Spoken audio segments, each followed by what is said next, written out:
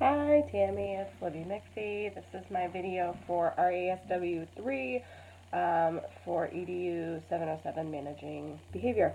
And I apologize, I'm going to be kind of going back and forth looking at the data and talking.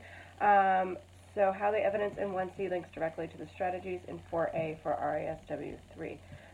So the evidence in 1C is, again, a link to the scatter plot that I took for my student on the last week of the RASWs, and my strategies in 4A, scrolling down. So I've done a couple different strategies during this just because I'm trying to figure out what works for him. And so this past week I did a reward system. So for him, like, having free time is really important, and he likes to be able to do what he wants to do. And he's really into this game Skyrim. He actually, he's trying to teach me how to play it. It's kind of interesting, but I'm not a video game person, so I don't really understand what I'm doing. But anyway, so he has a block in the middle of the day that that's what he does. He plays Skyrim, and that's fine. His schedule is really flexible so that we can address academic needs in other blocks. And so the reward system that I set up was, if he was able to reduce his behaviors and meet the goal, I would give him H block as another free block to have throughout the day, or another free block to have one day. And I thought that would actually work.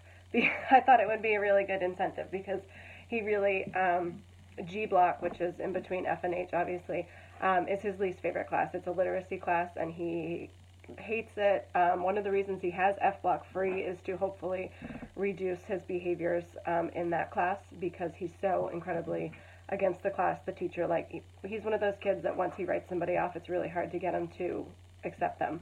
And so with this teacher, he's kind of written her off, and he hates it. So I thought that having H block free to do what he would want would be motivating for him.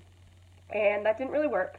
And so what had happened was, once he realized that the goal wasn't going to be met, he kind of just said, screw this, and threw his hands up in the air, and his behavior escalated to the point where he actually had to be removed from the program because he was being so incredibly inappropriate with the other student. And so movement breaks really seem to help, especially when he's escalated. I've noticed that he can't seem to pull himself, he doesn't have the skills to be able to pull himself out of whatever situation that he's in when he's escalated. He can't stop. He just keeps going and going and going and going and pushing and pushing and pushing. And so what we've done, my SP and I, what we've done is we've either taken him outside for a walk around the building, or he likes to go in the sensory room. We have one of those really awesome swings that it's like the stretchy material, and you can just kind of wrap yourself up in it, and he likes to swing. And so we've done that, and so that helps. So I think I'm going to stick with incorporating short breaks throughout his day. At this point, I'm realizing that it's not realistic to expect him to work for the entire 40 minutes of the class, and so we've kind of incorporated, the first block of the day is the hardest because he's tired, and so he gets 15 minutes to kind of wake up and get into the groove of school, and then he works. And so I think incorporating these breaks is important for him as well. And my assessment choice for 4B, so I just am going to keep charting. He's a freshman, and so for me, I'm most likely going to be in this program. And so for me, it's important because, A, I want to know what is triggering him, because a lot of the times it just seems to come out of nowhere. We thought that the Fridays before he went to Dad's and the Mondays when he came back from Dad's were going to be hard, and they are sometimes, but then they're not.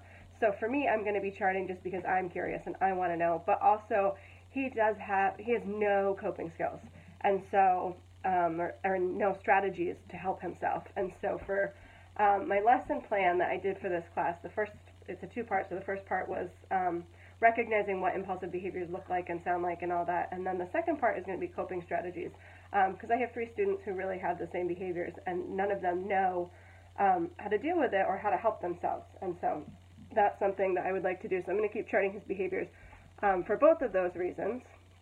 And what patterns emerged and insights were gained? So a pattern, and it didn't really emerge, but it was really interesting to see how frequent. So the blocks that he's with this other student, are the blocks that he's escalated the most and the blocks that the behaviors come out the most. When he's not with them, he's a completely different kid. Like, he's the kid that I adore. He's a fantastic kid, but just like when he's with this other student, he turns into this inappropriate, loud, misbehaving child. And how the new 4B evidence will be moved into a new 1C. 4B evidence, so, I mean, that, depending on how many behaviors that he displays throughout the day, that will be how I gauge, you know, okay, we're starting at this point, and this is what we're looking to get to. So, you know, there was one week where in one block he had 30 tally marks for disruptive behavior. And so it would be, I think I would like to focus on the blocks he's with this other student, because that seems to be when it goes a little squirrely. And so that would be the baseline. Like, you know, if you are disruptive for 30 times in each block, let's try to get that down to like 20 or 15. So that would be what I would do if I were doing an RASW 4 with him.